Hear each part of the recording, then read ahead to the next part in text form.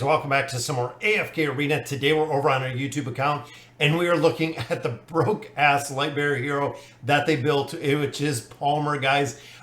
We've seen him showing up everywhere. There has been now a lot of initial testing when it comes to the damage amplification, exactly where he's going to fall into formation, things of that nature. When it comes to boss comps, he is so far eclipsing the damage that players are putting out that we're going to look at in just a minute, guys.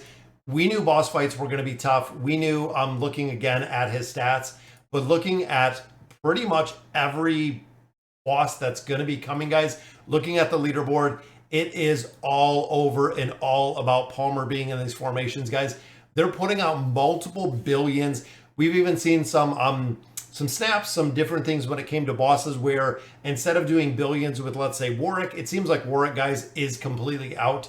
Now, we have used Warwick a lot in the past on a bunch of different boss fights, haven't built up quite a bit. He was actually best known for this Bone Breaker ability, which gave a significant amount of the 80% more damage for 10 seconds.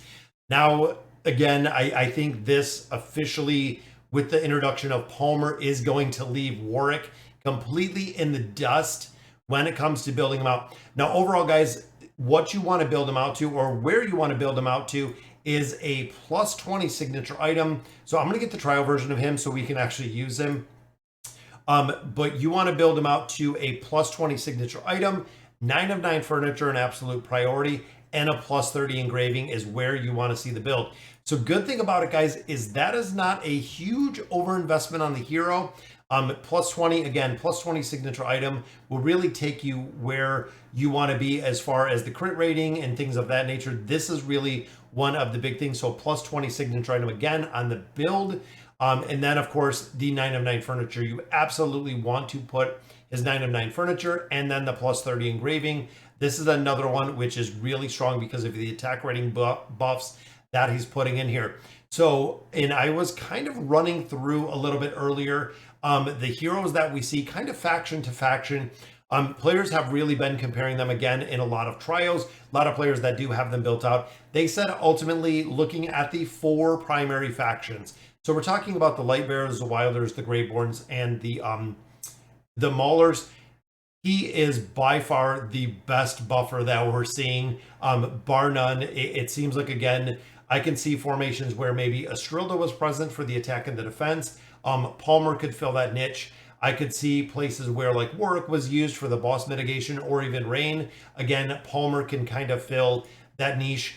Even looking at Salazar, it seems like he is far eclipsing or Salakai. Having Salakai built, it seems like he is far eclipsing the damage factors that he can do in there.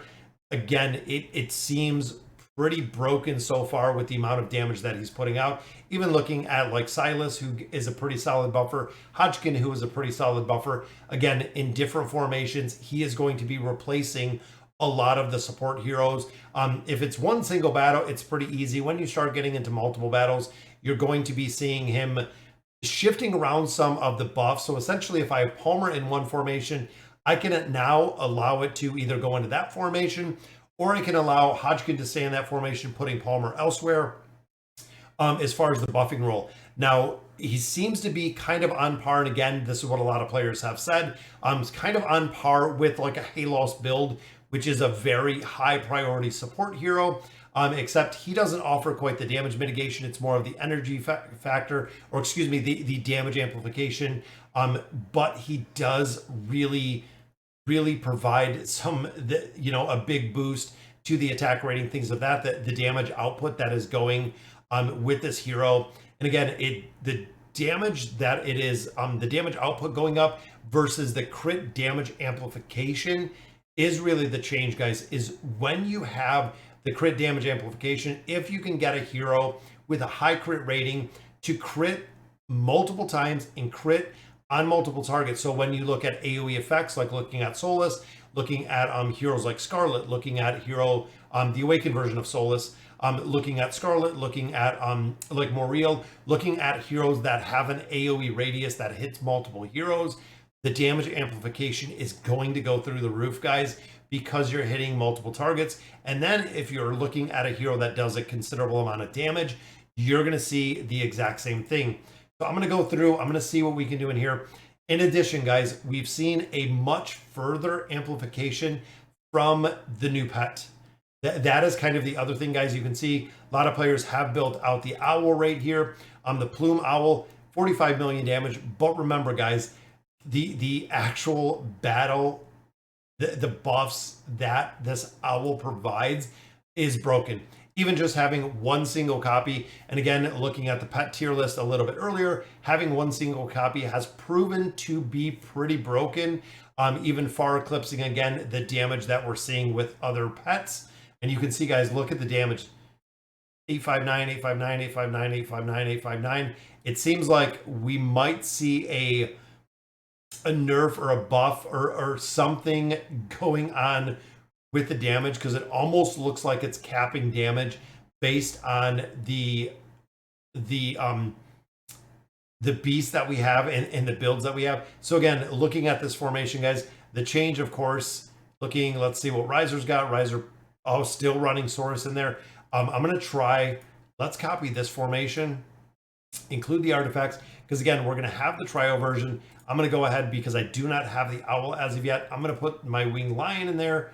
And there we go, guys. We're going to be all set. Now on him, again, oh, we can't swap. That's right. He's trio version. So we'll keep him as he is. But looking here, guys, so looking at the formation, more real, incredible amount of damage, AoE. We have the awakened version of Solus in here, incredible damage, AoE. Super cycle on there for the twins, so it will actually link those two heroes, but the energy cycle is going to be very, very high. We have a crit damage and crit damage amplification buffer in there, combined with defense and attack that Estrilda provides, making this, guys, just broken. It's just kind of broken. So I'm going to auto battle. Now, when I do auto battle this, let's go through and do one actual battle. I want to see kind of how he performs. So back middle is ideal. So similar to Rowan, similar to a couple different heroes, guys, back middle is where he is going to really live because of the aura. You can actually see the aura that he has going on there, which is the reason why you want him back middle. You do want to keep him back middle. That is going to be his primary slot. And look at this, guys. They're just dying the second it comes up. And you can see almost every hit that we're getting in here is just critical hits. That is right, guys. It is almost a critical strike every single time. I think the twins attacking are doing not critical sometimes, but look at it, guys. It's insane with the build on him. And we got the buff up from Estrilda. Of course, twins on the super cycle. Awesome. Very, very cool to see the broken hero. Light bearers locked out. Absolutely, guys. So there is 73, which puts us to 406. So I know the boss just came up. But what I do in here, guys, is I do spend a little bit of diamonds. So since we used one, I chuck this up to 14. We go ahead and we just let it run. I know trial version, of course, not having the artifact on him is, of course, going to make a big difference, or, you know, can have a significant difference. But we're not going to be able to build them out right now. We just literally got one copy of Salakai, which might be for not, because we're going to build them. There's 206, guys. 406 to 206 on there. Boom, 143.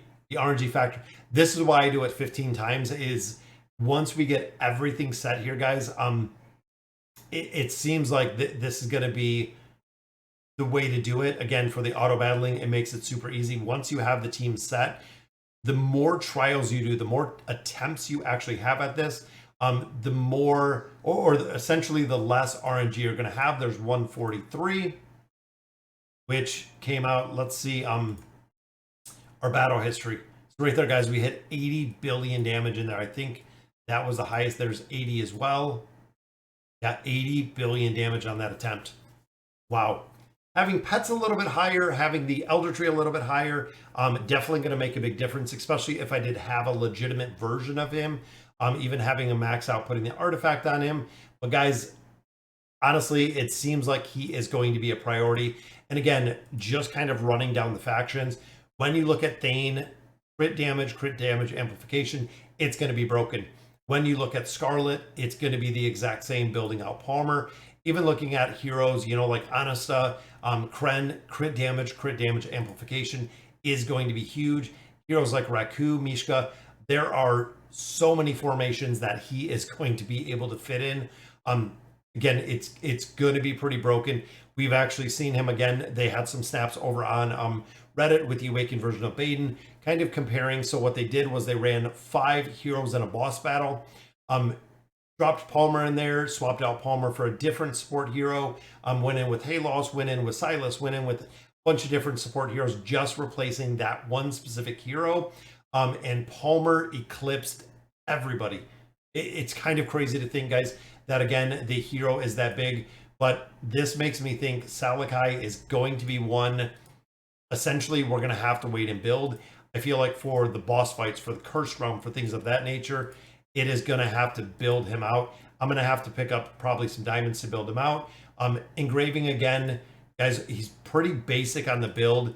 Plus 20 signature item. 9 of 9 furniture is going to be the little bit of a time. And then the plus 30 engraving, so you get that attack boost in there. So overall, guys, it seems like Palmer is breaking AFK Arena. It's similar to when we see like Scarlet release and the power that she brought, guys. Seems like he is going to be a very solid build in here. So guys, that'll do it for today's video. Let me know in the comments what you guys think. And as always, thank you guys for watching.